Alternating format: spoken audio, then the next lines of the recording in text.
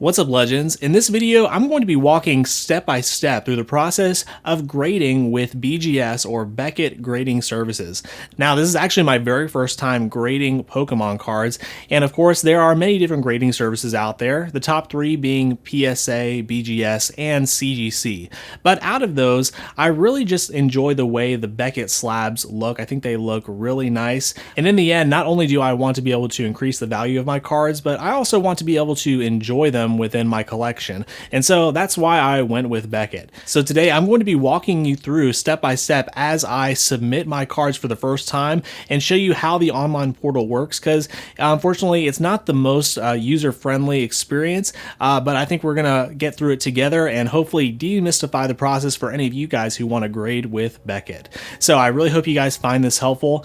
And by the way, if it's your first time here, my name is Luke, and after 20 years I got back into collecting Pokemon cards to chase that feeling of nostalgia from my childhood. So I invite you to come along the journey with me by hitting that subscribe button below.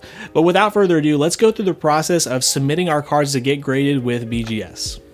So first thing I wanted to do is actually show you the cards that I'm going to be submitting, and I want to take a really close look at them so we can kind of see what the condition is, and later on I actually want to do like a before and after video once we receive these back, and see how close we came to guessing the grade that we guessed early on. So first of all, we have probably my best pull to date, which is the Blaziken VMAX from Chilling Reign. Let me pull the light a little bit closer here, and man, you know, these cards from Chilling Reign do not have the best reputation for having good conditions and good quality control, but I felt like this card just was really good.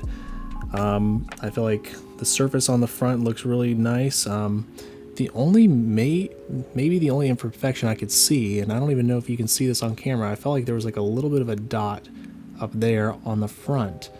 That's the only thing I could see as far as corners, so maybe we would get a 9.5 on corners for that reason. Let me quickly check out the back as well, and yeah, the back just looks perfect in my opinion. I think the only thing that could get me is the centering, but honestly I feel like everything else could be a 10, maybe a 9.5 on just the corners. But again, that was just such a minor thing.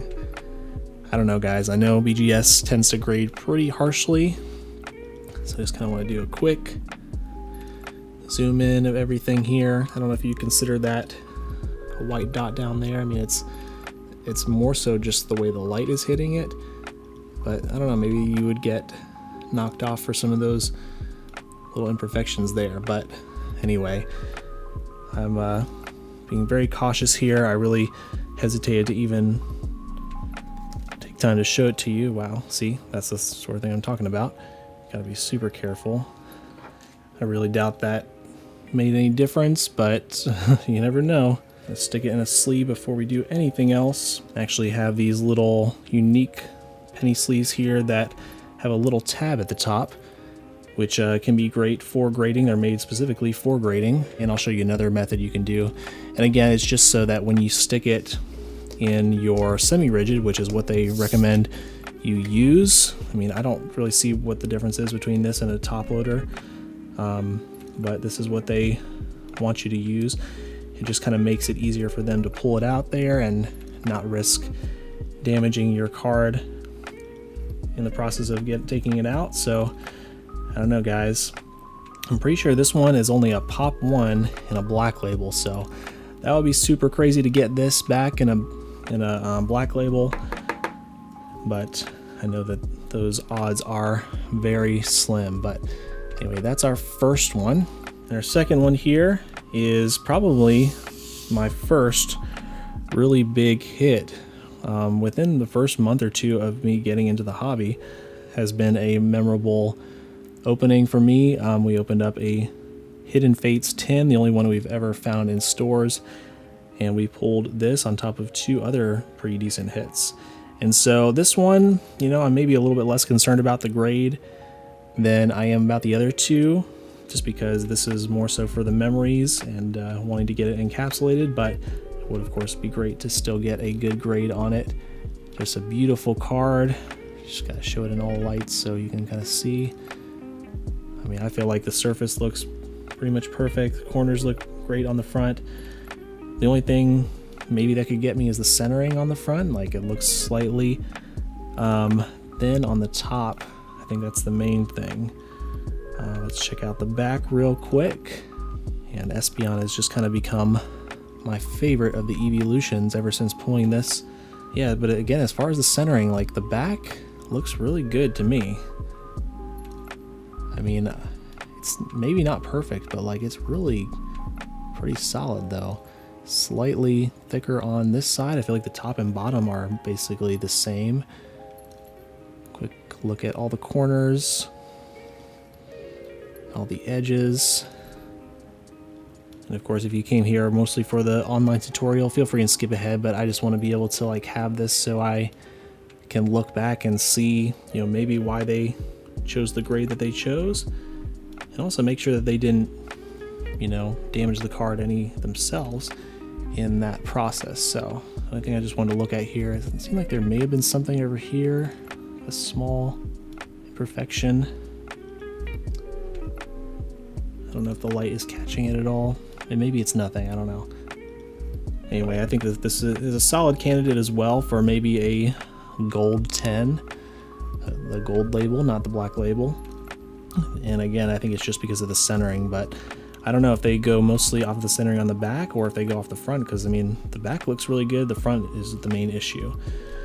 So the other thing that you can do, you know, you can make these little tabs instead of just buying the top loaders. You know, you can buy the little sticky notes, or you can actually take a sticky note like I did and just cut it up and stick it on there. Of course, make sure the sticky part is on the plastic itself on the outside so that it's not going to accidentally get on the card. And we got our semi-rigid here, which I'm not very used to using. I don't really use them very much at all. But just kind of stick it in there slowly. And I will say the tab, at least for these the sticky note version, does kind of help you kind of push it in a little bit. So give it some taps to kind of get it down in there as well. I find that that helps. All right, I think that one is ready to go. And then another one is actually one that I just picked up this month, which is this Japanese card. This is the 20th anniversary Sun and Moon Ashes Pikachu promo, which is just a beautiful card. And I wasn't really buying this in order to grade, but it came in such great condition and I really like it. I've barely even taken it out of the original penny sleeve it came in, just because I felt like I did not want to do anything to damage it. So for this one, I mean, Japanese cards tend to have a much better quality control. The centering, I think, is really good, just maybe slightly thinner on the bottom than the top, but that seems to be the only issue with the front. I don't know if it's like rougher edges on the side there. It's really even hard to catch it on the camera, but kind of where my finger is, I kind of see maybe something there. Just trying to get some other angles here. Let the light shine across it, no scratching or anything like that. And I think as far as centering, like, I don't even notice what I notice on the front, on the back. I feel like it's like really solid. So I don't know. I'm probably really naive, but I mean, I feel like all three of these maybe have potential to get at least a regular 10. Now, I don't know about the black label. That seems pretty presumptuous. Maybe even saying a 10 is pretty presumptuous, but that's fine. For me personally, I would like to get anything 8.5 and above. You know, I think if I didn't get 9.5 on these, I might be slightly let down, but I personally like the way the silver 8.5 to 9s look, and also of course the gold 9.5 to 10s. So as a collector and as someone who wants to still enjoy these cards, I would prefer it to be in one of those options, or of course the black label would be the icing on the cake. Get a few taps to get it in there good. Still making sure that the tab is accessible so they can pull it out pretty easily, but yeah, that's looking pretty good. So those are our 3 cards that we will be submitting super excited about this. This is my first time, and it'll determine, I think, if I do more grading in the future to see how I like the process, and I think it's it's part of the chase, just getting those really high grades. But anyway, let's go through the process of submitting the online form to send our cards to Beckett. All right, as I mentioned before, the Beckett website is not the easiest to navigate, but we're starting out here at beckett.com/grading. So if we go down to submit your collectibles, we'll click trading cards, and you'll notice here that actually they do have a paper form that you can submit, but I think we're going to try and be high tech and actually do the online version here. I don't hear a lot of people using this method, but it seems like it does work. So but there definitely are some kinks that we'll need to work out along the way. So here we have our submission form, and of course we can go here to submission type, and I personally think this is a little confusing, but what we're going to want to go with is gaming, because it's basically non-gaming. I think is more so like the sports. I wish they were a little clearer with that, but we'll select that here. Declared value, you could put whatever you think for this. I found that the cheapest one is just to put like 1,000. Now, of course, if you have cards that are going to be worth way more than that, then you'll want to adjust that as needed, but I'm just going to go with that, and that basically determines how much insurance is put on it. So we'll select our shipping method. We'll just go for the cheapest possible, FedEx Ground here. We got service term. And so we have different options here. So these are the different tiers that they offer: Premium, Express, Standard, and they recently just opened up Economy again. So that is the cheapest option. Let's go ahead and select that. In fact, let's go over here and see if we can find the pricing here, just to show you what that currently is. Of course, it might be different depending on when you're seeing this. So for the Economy, the cheapest one, you're looking at $35 a card, unless you don't care about subgrades, and then it's $25 a card. So it's not too bad. Definitely one of the more expensive ones, even for the cheapest one. Then they have a standard one with no subgrades, $40, and regular standard is $50. I think I'm gonna probably go with the $50 one this time, because I do want to get my cards back in a reasonable amount of time. I just really have no idea how long it's going to take to get an economy one back, but maybe we'll try that another time. All right, but let's continue with our form here, and oh yeah, this is pretty much everything we want, except we want to switch this to standard for ourselves. One thing I ran into the first time I was going through this is when I went to hit submit, it asked for a shipping address, and of course what's confusing is there's no place here for a shipping address. So what you're going to want to do is actually go over to your profile here, actually go to My Account. If we go to the Contact tab, this is where you can actually input your address, so they know where to ship your cards back to. So you'll want to make sure that that is there before you go through the form. That'll kind of save you a little bit of headache like I kind of ran into the first time. So let's kind of get back to our form here. So now that we have that all right, we can go ahead and click submit, and it'll move us on to the next step here. And so what we need to do here is actually go and find the cards that we're submitting. So of course we're doing Pokemon, and I'm going to search. So set name, first one we're going to do is the Chilling Rain Blaziken VMAX, and then it'll kind of give you a list of all of the cards that you can select. So we're gonna find the secret rare, alternate secret rare. So this one should be it right here. And what I recommend you do is just go over onto TCG Player and go find that card, just to make sure that you are actually selecting the correct one. So you can see that this one is 201 out of 198. So yep, that is the correct one. Now here's another place where it gets a little bit tricky. Is one thing I discovered is that these little headers for this table are mismatched. So I was trying to figure out how do you actually add the card that you're wanting to select, because of course this one says, is this card autographed? And that's where you would assume that you would check it. But actually this is not the correct label for this column. So if this is the one that you want to select, you actually just click that here and then click add items. That was another aspect that kind of tripped me up a little bit. Let's go ahead and add our other two.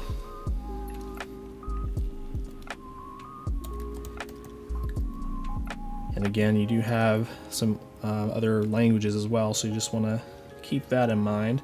So the one that doesn't say a language next to it should be it. Let's just double check this one again.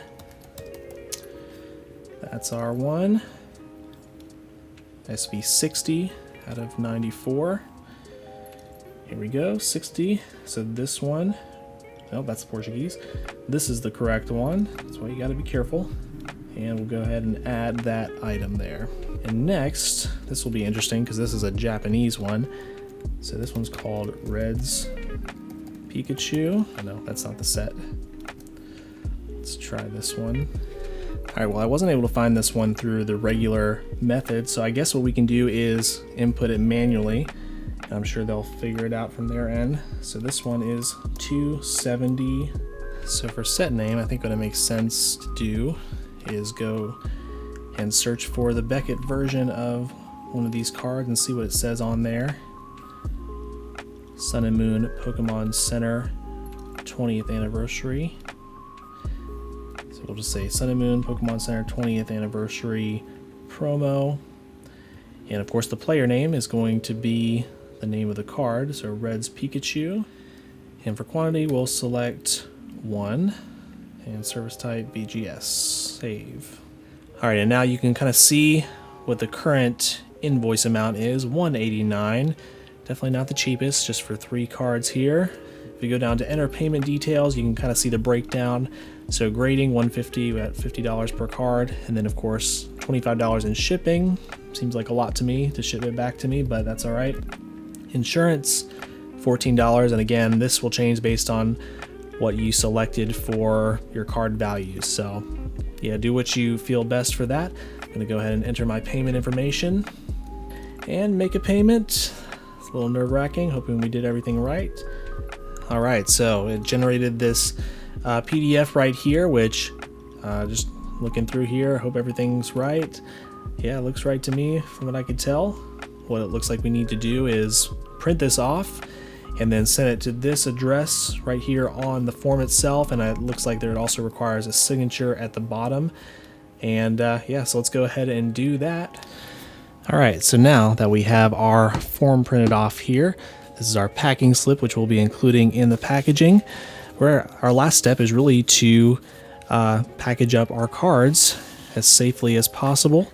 So what I've gone and done, and I'm sure there's a few different ways you can do this, but this is what seems to be a recommended way from other YouTubers, is to cut out some cardboard, and I recommend cutting them out as close to size of the semi-rigid as you can, so that they're not going to like slide up and down in there. And we're going to stick them all together and put the other piece of cardboard on top. And then to kind of secure them in place, we'll use some rubber bands here. Yeah, and I think that should probably do it. I feel like that'll provide the extra rigidness to prevent them from bending or warping. And what I'm going to do, I'm actually going to stick it in a bubble mailer, which I'm not going to seal up all the way, but just to kind of add a little bit extra padding to it as well. It's definitely a tight fit, but it's going to go in there nice and snug like that. And like I said, I'm not going to fully close this up, just going to kind of do it like that, just on the edge, so it's easy to pull open, because these things can be a pain, and I wouldn't want them to risk damaging anything else. And lastly, we actually have a box here, which we're going to pad a little bit so that we can stick the bubble mailer in there. So we got some padding here for the bottom. I'm gonna stick my little package in like so. It's not gonna be bumping around very much. We have our packing slip, and of course you're going to want to write that address on the front. And then we're also going to stick another thing of bubble wrap on top there so that it doesn't bounce around too much. So we'll seal that up and send it off. So wish me luck on the grades, guys. Make sure you are subscribed so you don't miss our first Beckett return, hopefully that we'll get in a couple weeks from now. Well, I really hope you guys found this helpful, and if you like Pokemon card content, I think you'll want to check out one of these videos on screen next. Give this video a thumbs up and subscribe to support the channel, and lastly, I want to let you know that no matter what you're going through, you are not alone. God is with you, and He loves you, and we do too. I'll catch you next time.